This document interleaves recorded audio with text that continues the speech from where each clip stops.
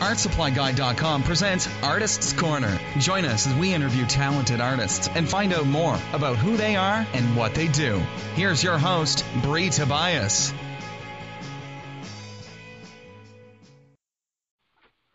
Hey everyone, welcome back. Welcome to episode 4 of Artist Corner podcast. We're doing something a little different today. This podcast is not just audio, but we also have a treat for you. We're going to do a video slideshow. And today on the show, I have musician and artist Terrell Brinlee. How are you doing, Terrell? I'm doing good. Okay, so tell me a little bit about what we have going on here on the screen. Yeah. What are we looking at? And tell me about what it was made for. What you're looking at here is my cover of my website. My pseudonym is This Intangible Existence. It is a reference to the soul, the spirit, and the mind, and what takes place there. The image that you're seeing is just a layout of a geocentric universe that existed previously for years, and now we don't use that, of course. But it is an image in my current work right now, not necessarily what I'm doing, what we're going to be talking about today, but okay. Yeah. So did you create this image? I did. This okay. was I did not make the image myself. It is a realistic mathematical model that I'm incapable of creating, but using Photoshop, Illustrator, and CorelDRAW, I did land here. Yeah. Awesome. Yeah, and I like it. It's just beautiful to look at. Because you are an artist, I think that your process is very different than as myself as an artist, what I do. Mm-hmm. Predominantly, I guess you would consider yourself first and foremost a musician. Yes. And the processes that Terrell uses to create his music is kind of on a visual journey. He creates these visual references and builds upon that during the songwriting process. And I guess, how does it work? Does the music take you where you're going, or does the visual process help you figure out where you're going musically? Well, it all really started off with just musically, of course. When you learn how to write music, how to develop melody and chord structure and things like that.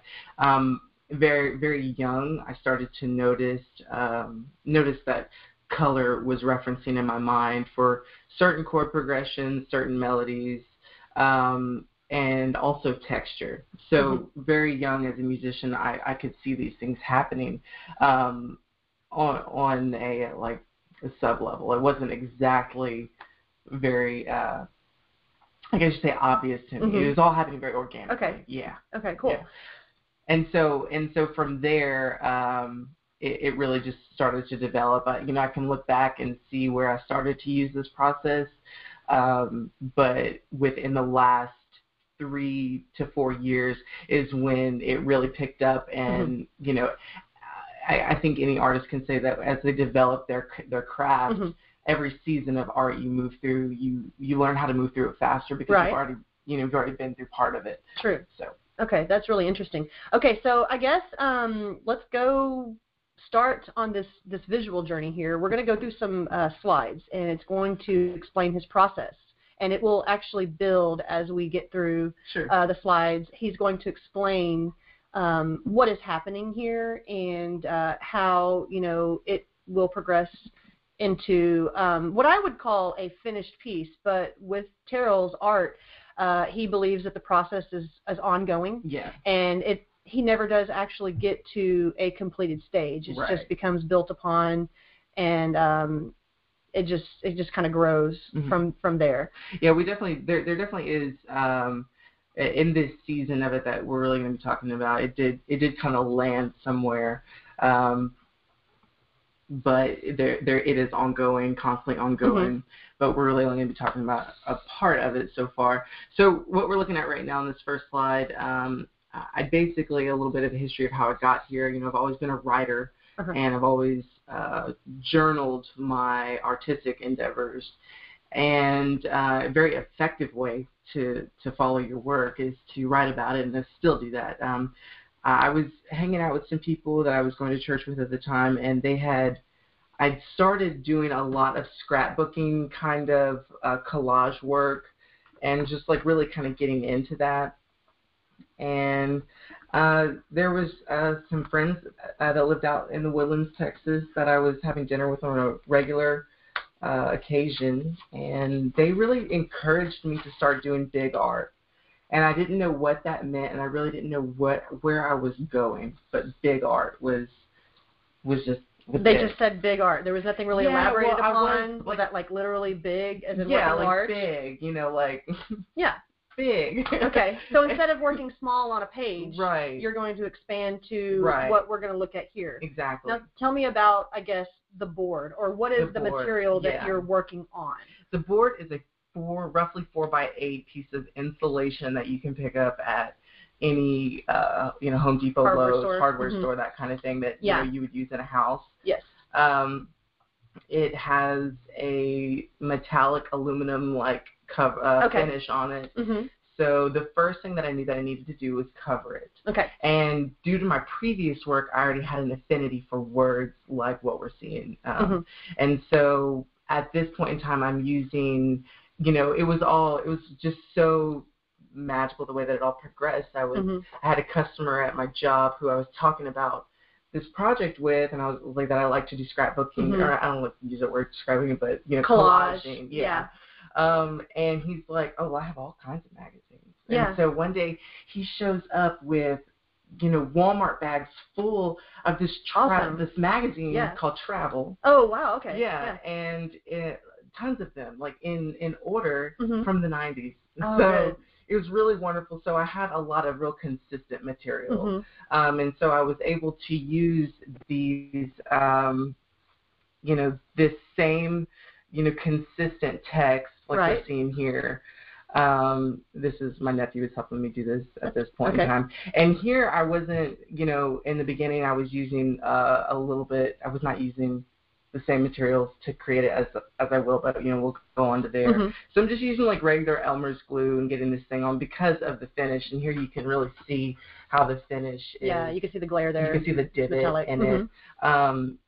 And so really what my main motive was to get it covered so that I could make the picture. I was just really making the background. So with the words on the page, is there any, I guess, connection, anything specific, or are you just kind of looking for consistency in text? That's a great question because, I'd mentioned to you the journaling aspect of following your work, and there really was a fun connection of laying all these words down because, I wouldn't necessarily read what I was, ripping up, but words would jump off. They jump out. And I would write those down as I was going. Oh, okay. So I do have a collection of the things that I was writing. So you have like some theme words or some theme words, yeah. And well, a lot of them too. It hadn't been too long before this that I just moved to Texas, and they talk a lot about Louisiana in this magazine where I'm from, and so it was a really awesome journey to go through this. And the cool part about this magazine being a travel magazine and what we're seeing here, you start to see a landmass and water, map territory, which is a theme that started to develop organically. Here, I think it really shows, you have this, sea, islands kind of thing. It developed organically and just became part of what I was doing unknowingly. This is one of my favorite images of it. And so during this time, you're pulling land masses out of the water, and this is an image from the magazine. It's a little bit difficult to see, but of a swamp and a magazine that was particularly talking about Louisiana. And so this is a little bit more of what you were talking about, how the words will stand out to you. And, really the monotony, I needed to really break up the monotony of just putting, words down. And like we're visually creating these little pods or sections on the land masses. And again, like I didn't really understand what was happening during all this, at the time, but looking back on it, I can really see. Also here, I'm starting to incorporate biblical text.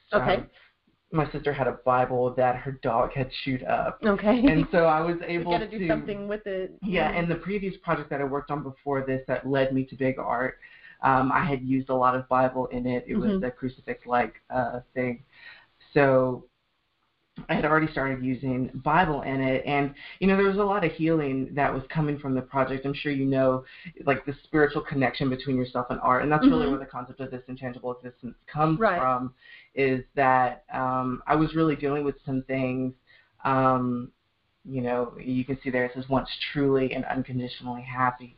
I had a lot of resentment towards my home, where I was from, my home grounds kind of thing, and so here my resentments are building up visually, and I'm allowing the Word of God to, I'm covering it with the Word of God and allowing that healing to come to my heart, not just visually. So in the project, I really started to see the connection between, and this was before I was really allowing it to affect me. I wasn't really invested in the project yet, but it was already manifesting in that way.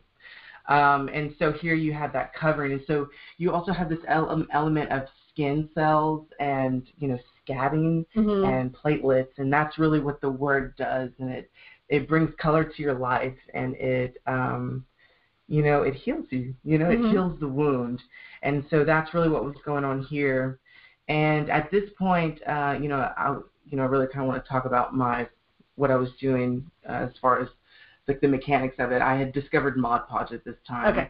I was in a long distance relationship at the time, and I would do this project. I would do like the covering while I was talking to my girlfriend at the time, and she was like, "You should use Mod Podge." Yeah. And I'm like, "What's that?" But if you don't know, you don't know what's out there. Yeah. And Mod Podge it's great. It's an amazing thing. I did an article on it, and there's actually a lot more to the line that I have not tried yet. Yeah. And, I probably want to go pick up some iridescent Mod Podge or glitter or colors or whatever. But I love to use it as well. And here I use a matte finish Mod Podge. I would recommend that. I think I have glossy, and it works for what I use it for. But for collage, I would prefer to have a matte finish. Yeah, I've also used an outdoor version of Mod Podge that on a project that I was using close to water. Like a weatherproof? Okay. Yeah, it's like an outdoor kind, okay. And I use it for something that I did in my bathroom. Okay, cool. Here is another connection. I was during this time in my life, this is probably like 2010, 2011, I was also dealing with a lot of family issues. And so, I was finding a lot of this stuff. There's a lot of water element to what I write about. And here you can just see the disconnect between the boy and his father. Okay. Wow. Another way out west, I did come out west. And I'm also dealing with a lot of body issues and image complex. Okay. Which I think more people struggle with than what we really believe. But, in American society, it's all about what you look like, if you're pretty, and all these things. And I think it's a very destroying part. It is, I think a lot of people can connect with that. Yeah. Because we may not admit it. Yeah. And it's still there, though, underlying. It's there. It's an issue. And so you have a lot of this manifesting here, of this lost at sea with myself kind of thing. And, a great visual of this guy traveling through the water and horses. The Horses was a song that I had written very young, and it was one of my better songs that I wrote when I was young. And so it's not really relevant in my life now, but this is kind of a throwback to that, and being a horse in water. And then again, you see this, the Word coming in for the healing, because that's what the Word does. And just more of that. And again, breaking up the monotony. And I started to, you start to see things also in the shapes that are just naturally created. It jumps out at you, yes. And I started to see this crucifix hanging out, Now, is that hanging out over the water? Was that, is that what's happening here, or am I seeing it incorrectly? There's a few pictures later that will show us a little bit better, that maybe I could describe it. Sure. And this is just like an homage to the landmass concept that's happening. There's Australia. And then also you can see here, you can see like the little circles that I'm drawing in there. That is just mere like correctional, like you can just tell that that the shine is coming through. So that is really just me saying I need to go put another piece on top of it. Okay. You know what I'm saying? It's a technical. And so here I really wanted to bring that out with Jesus and really, you know, center my work around him kind of thing. And this is, you know, some images of what you see here. And you can really, the one thing I loved about these articles that were in these magazines, they're all really shallow articles. There really wasn't a lot of depth to them. Right. And there would be a lot of phone numbers in them, like call this place. And so I would really have to you have to work around get around it. Yeah. And also as I was working through, I started to learn that I didn't like, you know, certain indentations in the words. Like I wanted consistent verbiage across the backboard, not like, you know, it's covered up the background, it's covered up like the shine of the aluminum, but I wanted the just words. So there was a lot of corrective things that went in. And so, you know, more of, you know, Mod Podge, paintbrushes. And this is a great picture of, you know, when I talk to people about this project to show how big it is. Right. You know, it's as big as a door. And this was when I was really getting a lot of coverage come in. And I was able to start really seeing the project, you know, just become these words and things like that. Okay, and speaking of the songwriting, are we in the beginning phases at this point? Has any melodies or music come to mind at this point, or is it all just the visual aspects to prepare you for songwriting process? Well, at this moment, there isn't necessarily, in what we're seeing here, there really isn't a connection between it and my music. I haven't really crossed that line yet musically because at this time I still hadn't gone into the studio. I made my first self-produced record in 2013. At this point in time, I was making an EP with Richard Savercool Productions. He's a friend of you. Yes, he is a friend of ours as well. And so I was really working with a lot of older music that had been written in early 2007. Okay. So I hadn't really ventured off into a current modality of writing. And so, which was perfect because I was really creating this place that this project is. Okay. It's very much early creation. Also, you know, this image is a really important part of it. I don't want to say necessarily a whole lot, but this was a friend of mine who, you know, I had to like create real boundaries with, which was a very heartbreaking kind of thing. And that's where you kind of see this line and these consistent imaging of him kind of thing. And this image in particular was very stable for a very long time. Once this image happened, I just remember it staying like this for just a long time. Perfect shot of that. Yeah. So I don't have a lot to say about it, but this is a very pivotal part of this project. And then so, you know, again, you see this healing. This is when I started using a lot of textured scrapbooking papers. That kind of came in. This picture that is closer to the top is an image of my dad.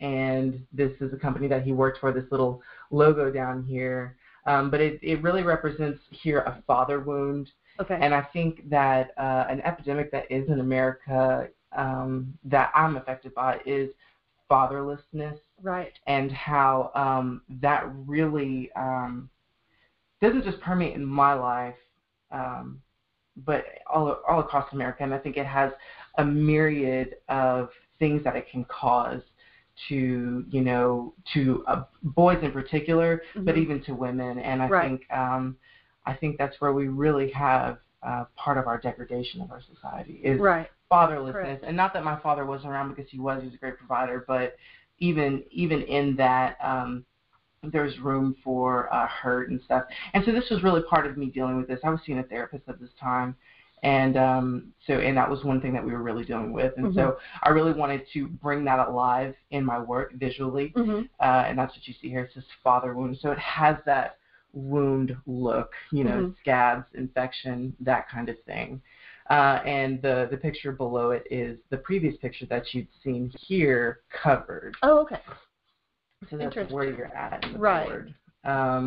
Again, you know, this is the book that I write in currently, and just kind of, you know, up close and personal, being intimate with these words and all this kind of stuff. Again, and this is more of that perfect body image. Definitely. You can tell this really imagery. Attacking the specific parts of, you know, like, I don't have flat abs. You know what I'm saying? Me neither.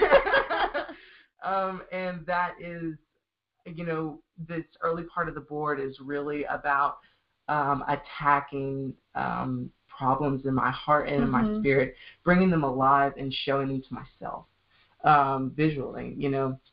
And this was it's very honest and deep. A lot of people don't want to even admit it to themselves, much less make a visual representation that you show to everyone. Even in showing it to yourself, you know, here I can still be in denial about these things, you know, even though I've brought them forward, and so here is whenever I start to see this real connection between the board and my music. Okay. This was the current playlist that I was working with of my music. So these are your song titles. These are my song titles and some lyrics, things like that. It was a very interesting time in the writing process. It was a very refining time during my writing process because I already had a repertoire established. And then I was also developing newer music that actually was aided by this board in the future. And so here you have my current playlist and the one that the board would actually aid in many slides forward. Very cool. So interesting. Thank you. And here is a really static image because, let me see what's next. Yes. Okay, so here you have a very static image because right after this, I ended up moving. And so, you know, you have this blue light over here on the side where previously that was a regular soft, you know, light bulb. And so there's some symbolism here, I believe, of just like the sun setting. I was actually moving out of this space. And I'm sure you know, as an artist, your creative space is very important. It is. It's hard to have it disrupted or to have to move and, you know, just things like packing, not having things. It really destroys things. And I was actually about to move out of the space. I was living with my sister and her husband at that time. They just had a baby, and I think they were just kind of coming into a different place in their life. And it was just really time for me to move out. My mom was actually moving into the same room that we were in. So, I mean, it was great. It was a great time in my life. And so there was probably a good month of work in between this image and this image. Okay. Because this is actually in my apartment where I live now. So you can definitely see that there's a lot more done. Now, are we discussing that you took a month off, or this is a month of progress? There was a month of progress that really wasn't shown. Okay. Because, I mean, there's definitely some big differences that have happened. And so there was really a lot of seeking out before it got here to really what I was doing. And you can also see there is we went from a portrait to a landscape. Okay. So, this is in my room. The American flag is just behind it. It's not necessarily part of it, but, you know. Not a patriotic theme or anything going on here. Okay. You know, we are in America. And so you can also see that I've developed into things have changed. You know what I'm saying? I really started to see landmass, back on that landmass feel. And at this point, I can really say that the territory had really become what it was. I still didn't know what I was doing here yet, but there was definitely this RPG kind of Pokemon land that you travel through, and there's these different areas, and I could see that a lot at this time, and so things really started to grow and really just identify the territory between the colors. You know, you have these really dark high mountains and these really grassy plains, and then these really, you know, other places, and water in this bottom left-hand corner. So yeah, land masses. And so here is a very pivotal image, even though we're not really on the board like we were. I don't exactly know how to bring this transition in verbally, but circles have always been a major theme in my writing. And just the concept of circles, infinity, pi, all these things. You saw that in the first image that we showed, the geocentric universe kind of thing. Music has always presented itself to me circular.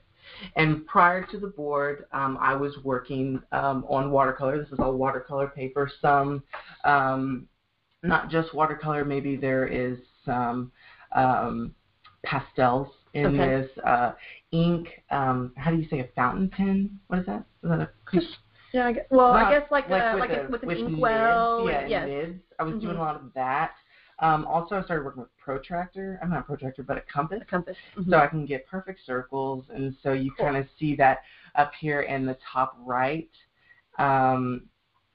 And the different color circles from the red, black, yellow, blue that you're seeing on these pages were actually visual representations of songs that already existed.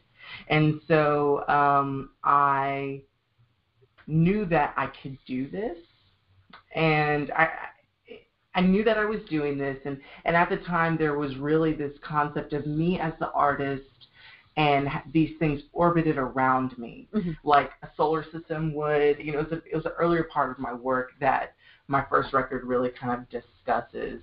And so this is a very transitional moment in the way that I was writing, and we're going to see a lot of this come to fruition on my board. And so closer down here to the piano, which is my main instrument of choice, you see these circles that are not imposed on paper. They exist on themselves. And next, more of this, what's next? You know what I'm saying? I really, I'm a Christian, I'm a firm believer, and I want to, one part of my work is to emulate what Christ has done in my life. And so this is really, I'm really just kind of like opening up what I'm doing. And if I could come back here to this picture that is in the middle row all the way to the right, there is this tree imagery. So there's a lot of foreshadowing that happened here. And I'm sure you might be able to relate to this, how you'll start doing work and organically things will start to develop in your artistic process that you'll start to expound upon. And so here I really saw how the images that would be created were being foreshadowed in this concept here. Yeah, understandable. I think that's how a lot of my art starts out in the early design phases, like at the sketchbook point. Yeah. Things, you may have a concept in your mind, but it might just go in a completely different direction once you start putting pencil to paper. It's definitely drafting. This is first draft kind of thing. Okay. That was really what was happening here. And moving along, the territory really developed here. You definitely have this continental look. A lot of people that have seen my project have I see Africa, or but I've always kind of saw India a little bit more. Okay. And so I really just wanted to talk about in this image was really just to kind of show the different places, the different types of territory that were existing. If you look down on the bottom half of this image, you have a really dense territory. To the left there? Yes, to the left. Yeah, left to right. You have really dense. Then it's showing the water nature of there's water here. And then the third picture in the bottom row is actually reflective of the top right, where there is this element of a comet, an omen, that kind of thing, this thing to come. Something's coming. Yes, the image is very linear from left to right. Okay. I can say that for sure. And at this point, I've known that. And if you look at the top left, where there is no covering, that is really where it's like a holding ground. Okay. Nothing is really happening there. It's really not part of the image, but it's like the dugout, if you will. Okay. And so this is also a really great time in the image because I started to identify the circles with melodies that had existed in my head. Okay. And so, which was a process that I had begun prior to the project, but I hadn't melded the two together, Right. and that's what's happening here. This is also a really important time because though I'd always taken pictures of the project, this was whenever the project really started to become digital. Even though it does exist in the real world, the project exists digitally. You can really only understand its depth, I believe, if you see it in its progression. And so this is when I really started to understand that. This is when I really started to blog on my website, thisintangible.existence.com, about the stages, what was happening, what, the immediate thoughts of this. And so this was also where I really started to see the where I used to journal about these things, how the words had become insufficient. Like I could not complete my thoughts. You're not communicating it enough. You're not getting to when that you're talking stage. about sound, like music, unless you're, actually writing it out in notes on the grand staff kind of thing, which is not something that I'm privy to. So yeah, it was really exciting because that really started to happen here.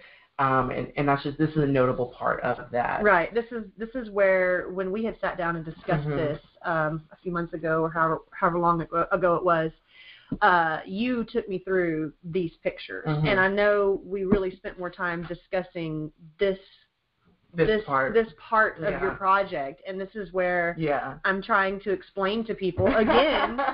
I'm using words without photos, and I'm trying to explain how these circles, and it represents songs, and the images, they're not fixed, they're moving, and you just need to see it. And so this is where I got excited speaking with you about how these images, if you glanced at it quickly, you don't realize that there's just so much going on. Right. That everything is there. It's meant to be there. Right. There's a story behind it. And so that's where, I'm kind of interested to see where we're going now. Yeah. You're going to explain this. And I'm really excited about this too because, this image is really important because I remember whenever I first started working with your husband Taylor on Saturday morning sessions, I remember this was the current stage of when I actually met you guys. Really? Okay. Yeah. So it's kind of, maybe I'll show up one day. Yeah. So at this point, there's very much an audition that's coming up for my next, because I had already finished my first album at this point, Aquarian Floods. That was already finished, and so I kind of knew my direction at this point. I kind of knew that I wanted the music to be emulated here. Okay. And so I'm taking auditions for songs and for, who am I going to be writing with? They're very much approaching me, and that's really what, in the same concept as previously, I kind of said that, they used to orbit around me in this sense, but now they're very much flat in front of me, very much, kind of like audition for one of those, reality TV shows like American Idol or, So You Think You Can Dance or something like that. And like I'm a panel of judges. Right, okay. So you have people coming in that are auditioning to play as musicians on your new album. And are these people that you knew? Actually, no, if I could step back. Okay. The audition process is really the songs themselves. Okay. As the entities coming forward. Okay, I wanted to make sure we were understanding it, because at first I was thinking auditioning for what would make the cut on the album, but then I thought you meant literally people. Right. Okay. No, so, this is the songs in there. I'm sure you can relate to how your work comes alive in a sense. Right. It kind of gets its own. How do like you a theme? Theme. Yes. And each one kind of has its own life to it. Looking around in your office here, like. Just each image, it's a place, it takes you somewhere kind of thing. And so that was really one of the things that was happening here. And then, throughout the process, I like to take pictures of like just the workspace also and really what's going on. And I was using a lot of acrylic paints at this time. This is a great image. I love this one because I was really developing my set for my new record here. And I knew that I was doing that at this point. And so there's a relationship of each bulb at this time is how I'm referring to them. And let me stop you really quickly. Sure. Bulb in reference to what we are calling the circles. The circles. Okay. Yeah. There's a transition that happened in my mind from planetary, spherical, hanging out in space to bulb, like something that would grow from the ground. Like a plant, something that would be lying dormant and then it would produce a plant life. And what was the name of the new album that we're discussing here? Yeah, this is the name of the album is called Bulbs. It's called Bulbs. Well, there you go. So, and that can be found on my website on the front page, and it's free to download. Yes, and it's very beautiful music. I'd hope to kind of add a little bit of the tracks in maybe here. Maybe it's happening right now. It could be. Yeah. and you've actually used some of it in your work. Yes, actually I did. One of my tutorials. For those of you who follow Art Supply Guide, we did put out an article for under the tutorials tab on our website. There is a slideshow progression tutorial of a watercolor collage project, and it is of a peacock.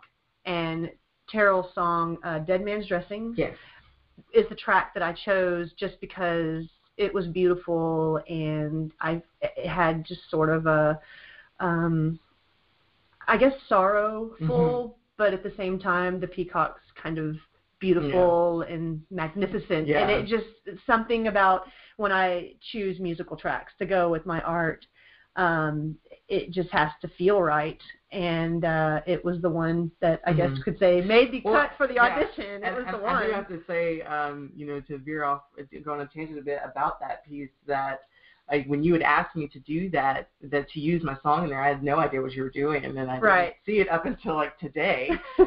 And but there was a theme, a peacock theme in my work and just in my life.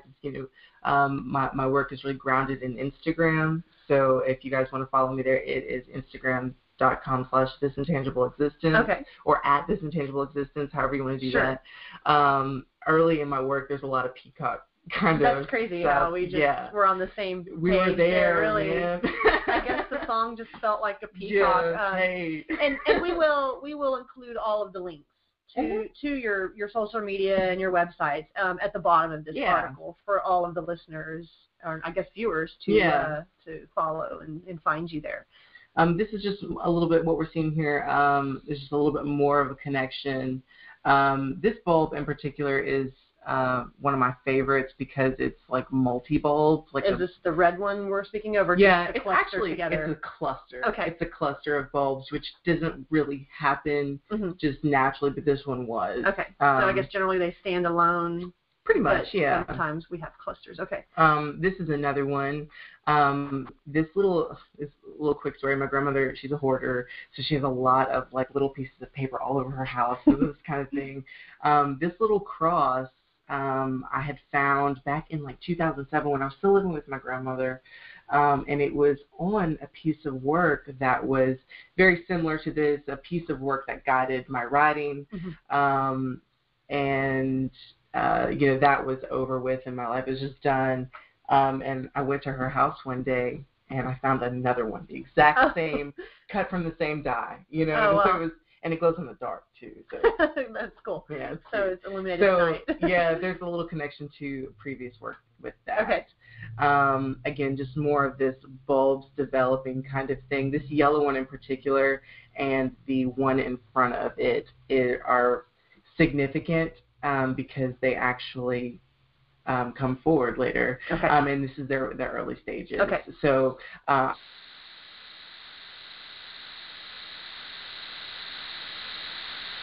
goes back to the concept that this is a very digital project. Is this a negative image? It's a kind of. Sort of. I really don't know how it got to it. It's I like it. Like, me and rainbow colors. Yeah, just like let me do a little bit here, let me do a little bit this here. And to be blunt, it's a lot of phone apps Yeah, no, I cheesy use them as that too. is, you know. But they're like already made filters. Yeah, so in a way, so it's like a lot of that Photoshop for dummies. simple users, dummies, if you want to. Yeah, and two, you know, I really want to encourage anybody that, you know, art isn't about always being incredibly skillful. You know, it's really about just doing it. And two, you know, these pictures that are intended for very quick visual. You know what I'm saying? Like, you're just going to see this in passing kind of thing. Okay. So, yeah, it's just an important image for just the whole concept in itself, I guess. Yeah, I think the cross really stood out there. Yeah, it did. Obviously, yeah. It's black and everything else is, yeah, you know, kind of muted. So also in this, I really started to notice a circular concept that was going on. The circle, like a current that moves around the center landmass that you see. It moves clockwise, and so they're actually in that, you know, there's a current. I guess that's really all I really want to say there. Also here, this image was done after I did my second record, so I guess we're in 2014 at this point.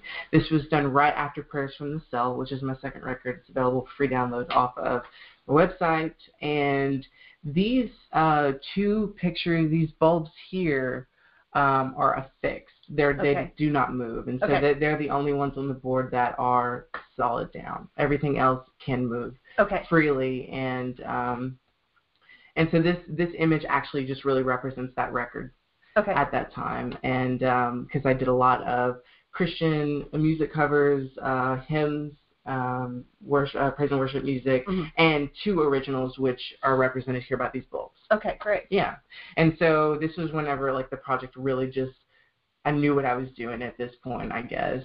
This is just a great image that just kind of shows the whole thing, what's going on at that time. Another staple, you know, with the bulbs and the concept of them growing. I really, this is when they really just started to pop out. You know what I'm saying? Like it was harvest time, or, you know, it was spring on the board in the territory kind of thing. And I started to see more and more. These two all the way to the right, the bottom two, there's like a red one and a blue one. Those are actually very old bulbs that were from a previous concept of this. And so there's a lot of continuity from like older, you know, with the cross, like I was talking about earlier. There's a lot of that here. And here is when I really started to, you know, more of the digital concept. This is a EPS picture of the current lineup, if you will, at this time. At this time, I knew I was planning these songs for my record, and I knew that I wanted them to be a certain way. I was looking for certain colors and certain textures that would reflect musically. And so at this point, I was able to really identify what I wanted my record to look like. And this is an early concept of that. A little bit more of that. This is a better image, I think. Also, more territory started to show up at this point. This is very scabby kind of platelets. You have this blue that's coming in. It's actually drifting off from the water. Pick at the scabs and let it all out of me is a line from my first record, Aquarium Floods, from my Sun Flamingo Fandango. These things are, you know, when I was talking about scabs, wounds, these circles aren't necessarily songs, so there's not exactly like a staple. It's always like this kind of thing. These circles represent flaws, deep sins, particularly drug use at this point, and sexual sins, things like that. And how the red, even though like it was just added, it's more of a pulling up and getting underneath what was there and letting it out and exposing it. Just for the healing. For the healing, yeah. This started to happen here. And if I could direct the view, you know, some people can see a horse here. Some people see a shark. I mean, I sort of see the shark, yeah, like the fin on top. Well, see, if you direct your eye to the fin, quote unquote, right below it, there's like a strong, like an eye or something. Yes, okay. Exactly. That's exactly what I'm talking about. That is actually where I landed on the board when I started to do these outlines. These outlines are actually made around the pieces of paper. Right. So I think that's a little clear to see. But that's actually where I landed. I used a little bit of paper mache, just standard paper mache that you can get at your local hobby store, that I placed there. So there's this mountain-esque kind of thing. The gods landed on the mountain and came down kind of thing. That actually, it's risen right there. I don't know if it's necessarily shown. Just a little bit more. One thing that I would do is I would take the bulbs off of the board and bring them in front of the piano. That way I could concentrate my thoughts into them, kind of thing. Not like magic or anything like that, but just really visualizing and learning that this texture reflects like this musically. Right. That There's sort just of a concept. Consistency, right? With the style and the feel. Yes, related visually. Right. This is another area that was developing. This is not paint. This is inkwell ink, and I had just recently lost a friend, a very, very, very close friend of mine, and this image is very much in reference to like wolf packs and the concept of alpha wolf, beta wolf, and zeta wolf, and that's kind of reflected here a little bit more of what I was working with, acrylic paints and pastels, and this is one of my bulbs, which is a visualization of a song that actually already existed, and really just for the sake of making art. It's actually two circles with a third underneath, in between them, sandwiched with this little slither of green there. And they exist at this time in the lower right-hand corner of the board. And this is the image was very stable like this for a very long time, I have to say. It was very much a development process at this point. More of that. See, and you can see down here at the yellow one, it's very yellow and brown. These brown ones actually orbit it. It's a cluster, but they don't touch. You know what I'm saying? And you'll see as the project progresses, they move around it, and so they're not necessarily. You can see the unstable nature of them at that point. More of just kind of tracking, showing what's going on. Another bulb shows itself here at the top. That's really much part of this whole scheme here. That it's just a developing place. It's not necessarily consistent. This is one of my favorite images too, because the bulbs at the top, you have the green one, the yellow one, this light blue, red, and dark blue one with the paisleys on it. These are the songs moving. They have clustered together. In my mind, this is the set. This is what I'm going with, and they're to get to the water. Okay. Yes. So these are the ones that have been kind of chosen. They have been chosen. Okay. Yes, by me, and like again, it's organic. Right. I have to say, and they are the current works of the album bulbs for the most part. But I'll get to that. Just more of that. A third little moon developed here.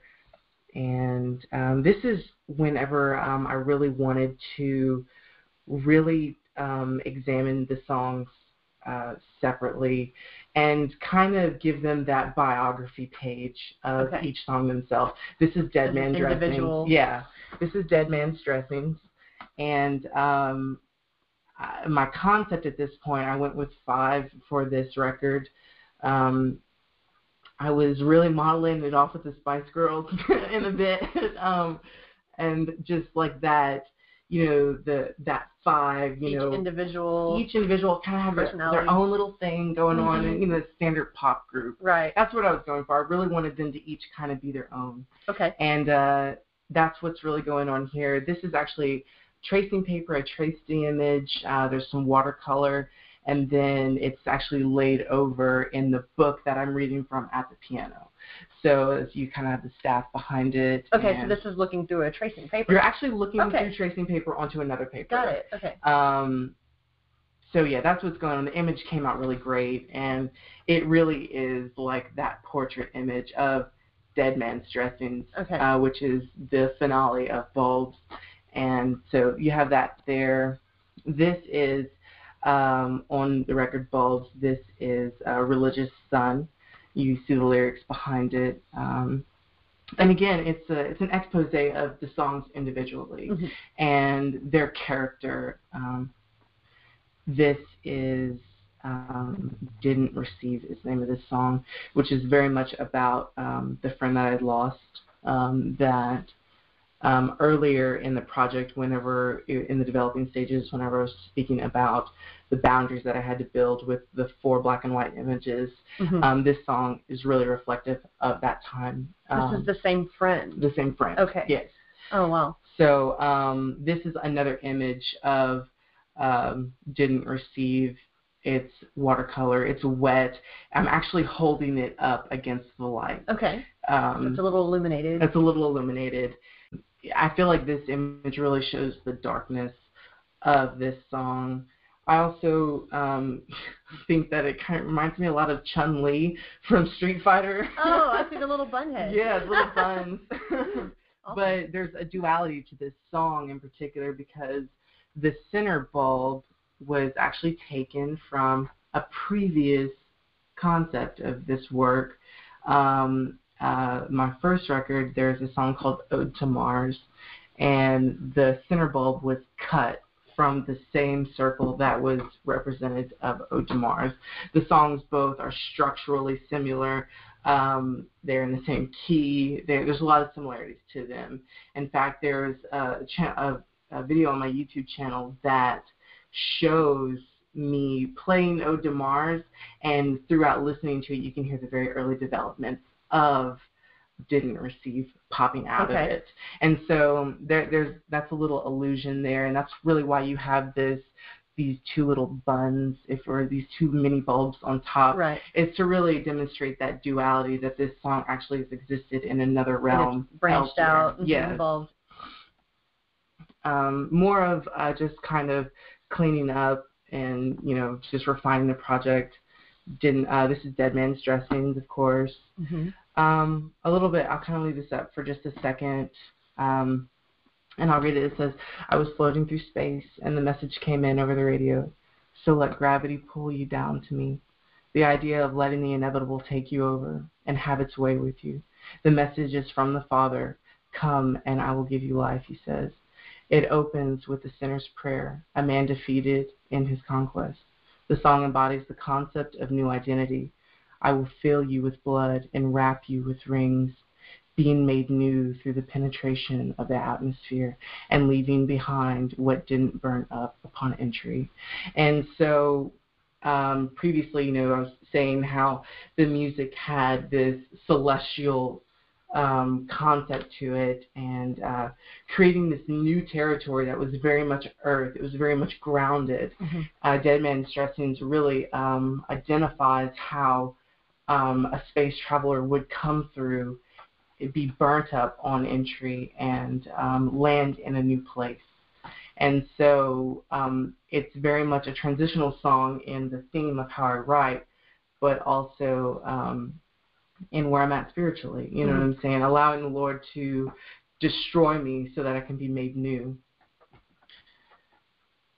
This song is really interesting. The melody is very consistent. I've always known that the melody looks like this, but it's very old. It doesn't grow very fast. I'm actually still working with this song, and even though it was in the lineup previously, did this not make the cut of the album? It did not make the cut as the album. So it's just not completed yet. Right. To you. It's not completed. You're not satisfied. Yeah. Where you are with it. That makes a lot of sense, though. Right.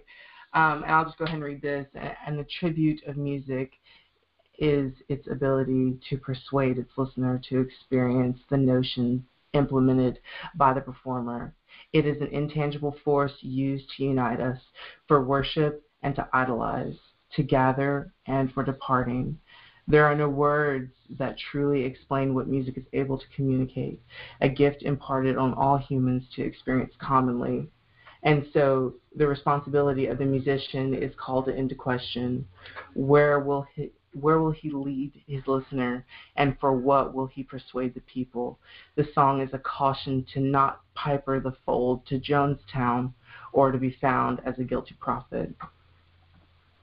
And so that concept did not get reflected in bulbs at all, and so I'm still working with that. And this is one that did make it. This is actually the bulb for A Prayer for Cold Water, which is the opening number of bulbs. And these are actually the lyrics to A Prayer for Cold Water. So I'll just kind of not read this one because it's actually sung. So a really good image here. You can see on the right-hand side how the songs have made their way to water. The yellow, the green, and the blue. Left. Yes, sorry, on the left. You're pointing. Side. They can't see you I'm pointing. Sorry. Okay, so we're talking about which area now? The left? The left. We're talking about the left and how from the top you see that two have been left to top. Okay. And then they have squirreled down to the bottom. Some have squirreled down to the bottom closer to this blue section. The yellow, the green, and the blue circle have. And so they're actually making themselves to water, and they are, being watered for the record. Okay. Also, this red section develops at this point, and I was praying a lot for Israel at this time, and so there's a connection between Israel and this section. In the red, again, just really to show the red. More of just this area and what's going on here. More red is exposed. And just a dance of that, I guess. And then a cluster of red to show this. Also at this point, it's a really important part, the board is flipped at this point. We flipped this upside down? It's been flipped upside down. Okay. The whole thing is actually upside down. And the reason for that? I guess I can't really say. Did you need to look at it from from a different angle. Okay. And I think that it reveals itself, I believe. Okay. It will be revealed later. And this is where the set is actually the set. This is what the songs look like. This is moments before harvest, if you will. Okay. I have the very top, you can see, we were just talking about the one song that didn't make the cut. Right.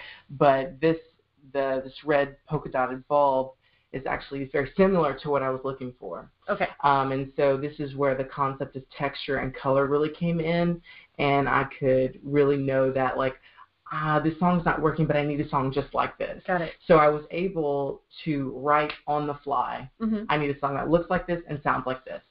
And so that's where, that practice made itself useful. And so I was able to make the 5 and be satisfied with the 5 at that point. Okay. And this is Harvest, and they're actually now on the board of Coroplast.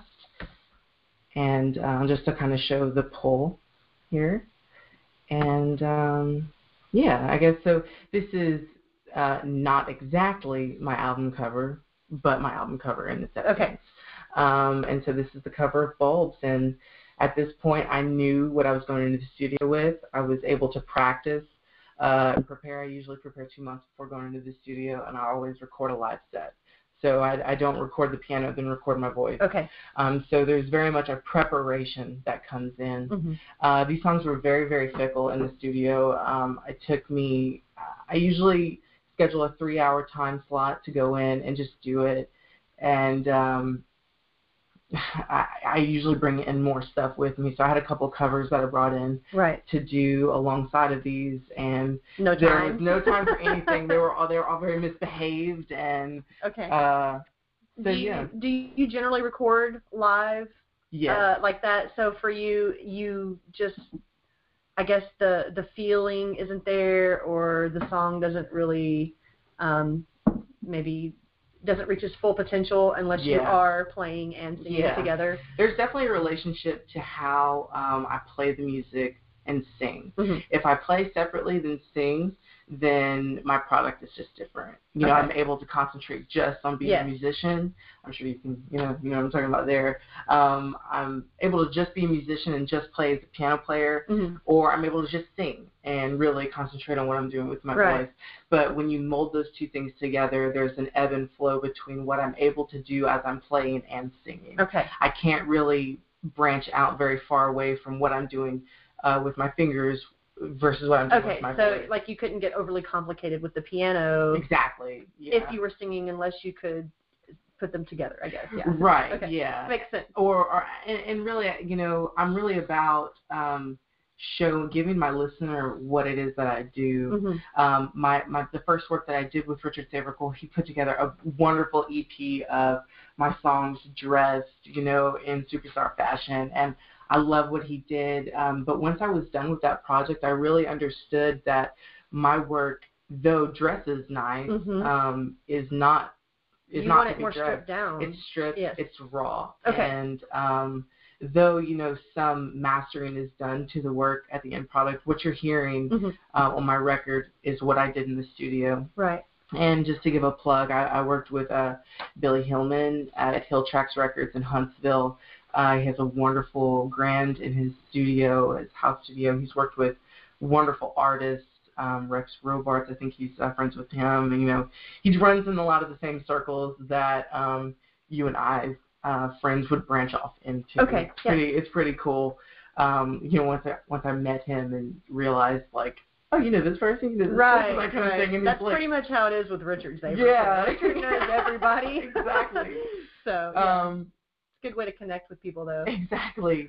This picture. Tell me about the Spice Girls. Well, you know, I had an affinity with pop music as a child, and this is, you know, every generation has its pop group. And I think 5th grade, 1998. You know, it was Spice World. It was the Spice World. Yeah. And I see the picture we have here. Each one is, of course, in their own style. Exactly, obviously, they have their own personality that they, you know, adhere to, but they're also in different colors. Yeah, and so this is a picture from their 2007 reunion tour kind of thing.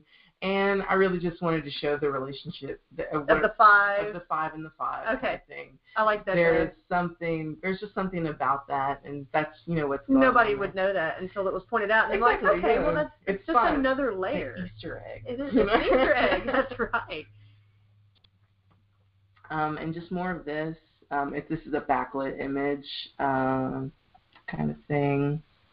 And, you know, this is really where the project kind of drifts off. And let me just kind of see what comes forward.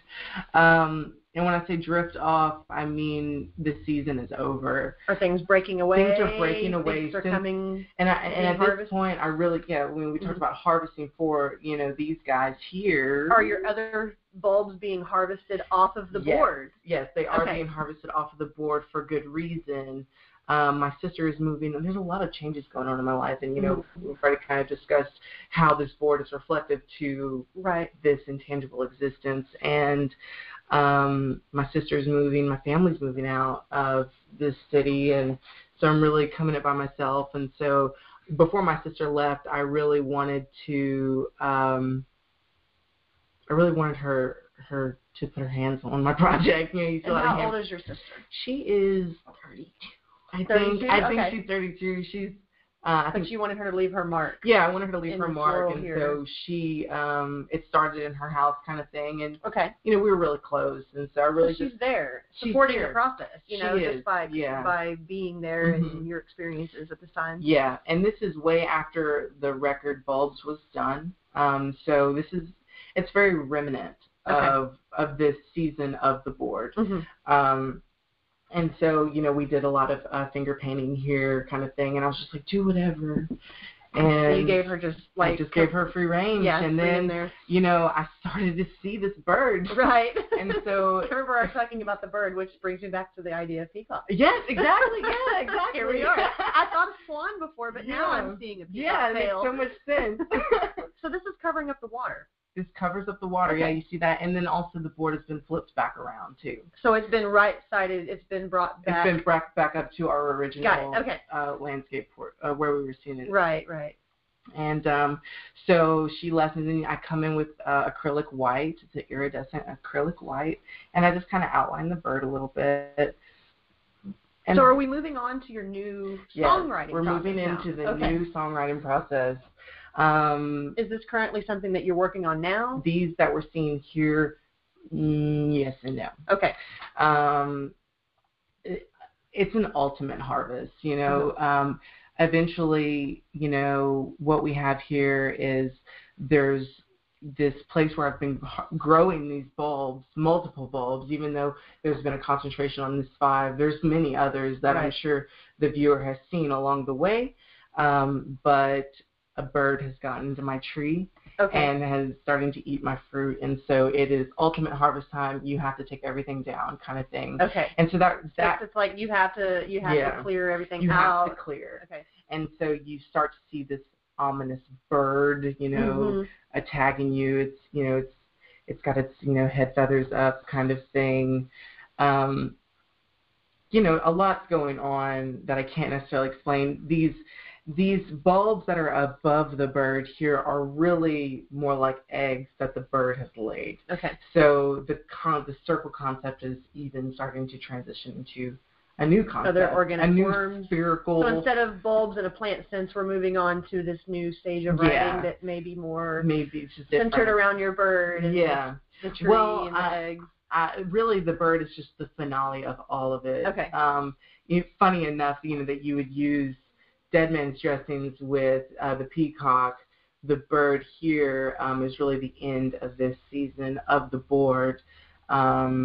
This is really the final image before ultimate harvest. And when I say ultimate harvest, you know, these are some of the last bulbs that show up here at the end.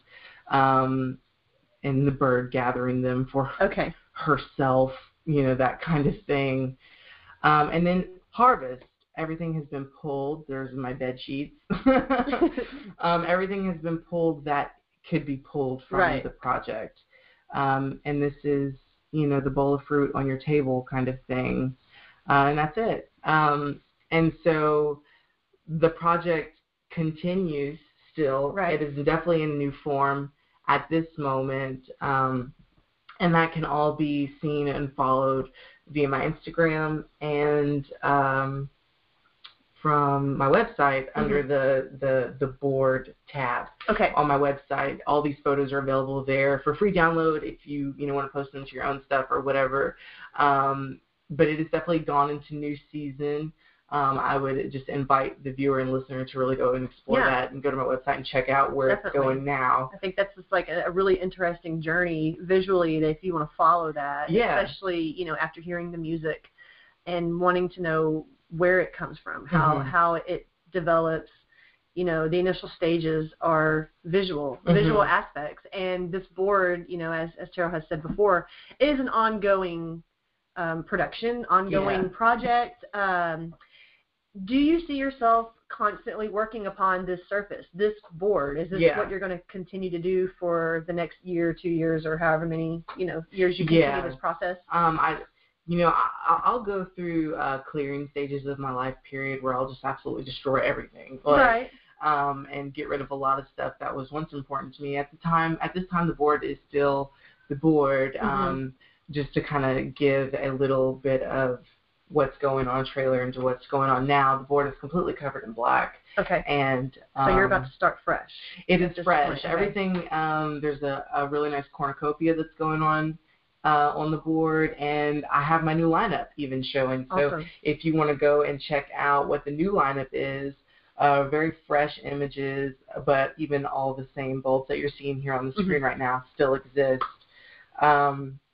And I'm also seeing the board take new shapes too, and you know, I think that that's just what art does. I think art really shows the human experience in ways that words and language can't get past, you know. And that's why I encourage our listeners, you know, who may be doing your tutorials, following with your tutorials, and I just encourage everyone to really expand out into art, using it as a prayer language to talk to Christ and the Lord, and allowing it to just like infiltrate their own life and let it help people, because there's been plenty of people who I know that my music has affected. Yeah, it speaks to people on so many levels, and visually and musically. Yes. Not to be prideful or anything about that, but I got into this a long time ago because I can remember being in my bottom bunk bed and listening to music and hearing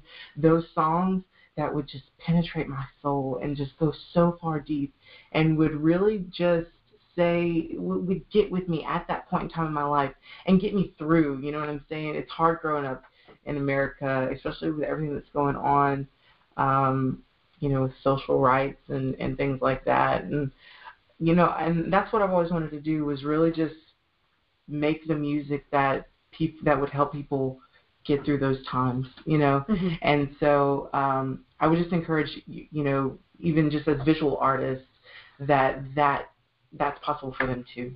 Okay, great. Yeah. Do you have anything else to add? I know there's so much to take in. I don't know. I just encourage everyone to go to my website. You can download all my music for free via the website or via there's a link that says download free, and it'll take you to a third-party site, right? Yeah. Where you can just fill out some information and get everything for free. If you'd like to support This Intangible Existence, you can find me on iTunes under This Intangible Existence. My record Aquarian Floods is available there. I'm also on Spotify. Oh wow, I didn't know that. Yeah, I'm an avid Spotify listener. Oh yeah, I'll go find you. Go listen to me there. I love Spotify so much. It is. Yeah. It is convenient. Yes. It is just a wonderful way to experience music on the fly. Yeah, it is. And so that This Intangible Existence on Instagram, that's really my main. Okay. My main place where all of my bulb images are mainly featured, other than, the website where you can see the whole thing. Yes. But you get the live feed from This Intangible Existence on Instagram, along with just my life. All right, that's awesome. And we'll incorporate all of those links. Sure. That way we have no trouble finding you, your music Mm-hmm. and your art. And I do want to thank you for coming. Yeah, thank you for having me. I'm so excited. This was a great experience. And I have to say that this really takes, my podcast to another level, obviously visually, but just taking the progression of how to create this art and on the spiritual level, deeper, talking about experiences and struggles and the world around you and how you react to that. Yeah. It's just so interesting. I would just like to thank you to, in front of your listeners, that Bree and her husband Taylor are doing a lot for the artistic community in North Houston and Montgomery County, really. And I think that there's a lot in store for you guys with what y'all are doing here. And I'm hoping, yes. Yeah, that it does evolve. Yeah, and I'm looking forward to it, and I'm so glad to be part of it. Every time I come here, I leave so inspired, and I'm just awesome. really thankful. Thank you. It's really been an answer to prayer. I started praying probably 4 or 5 years ago when I first started getting involved with Richard and stuff, that the Lord would really bless me with artistic community. Yes. And you guys are really part of that. And that's great to hear.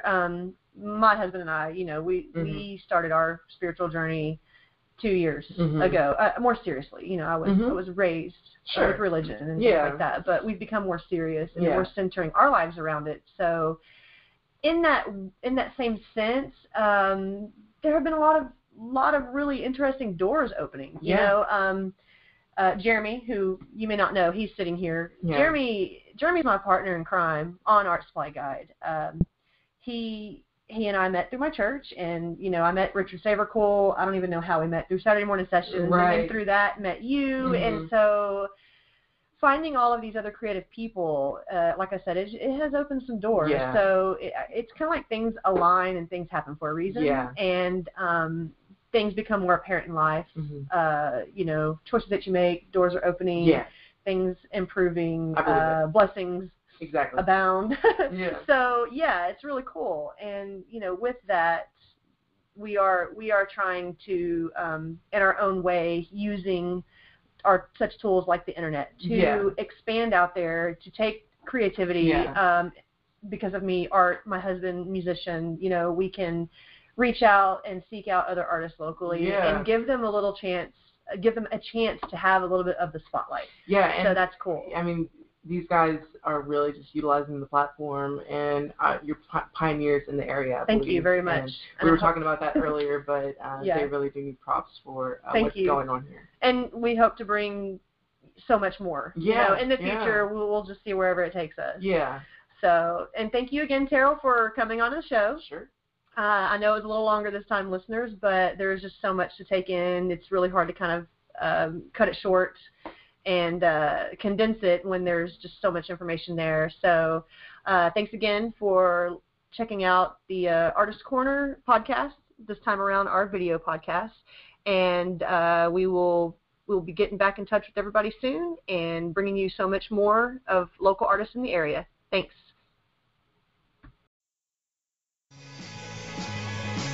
This episode of Artist's Corner was brought to you by ArtSupplyGuide.com. Feed your creative side.